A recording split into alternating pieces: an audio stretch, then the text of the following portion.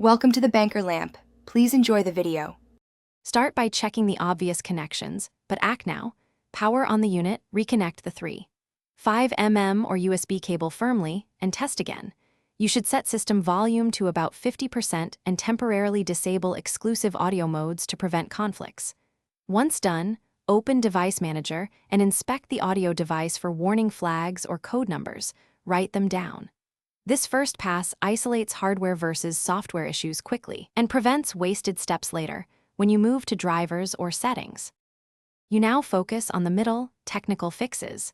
Install the manufacturer driver, or if the issue started after an update, roll back to the previous version. This often resolves new glitches. Then open Sound Properties and set the sample rate to 44, 100 Hz or 48, 000 Hz.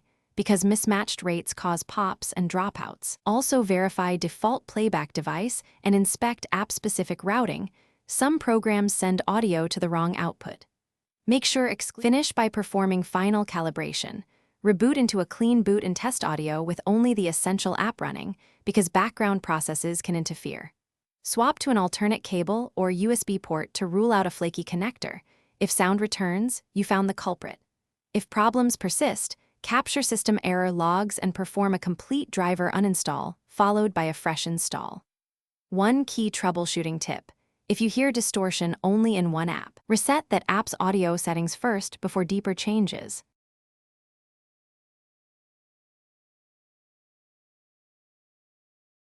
Thanks for watching. If this was helpful, leave a like and consider subscribing. See you next time.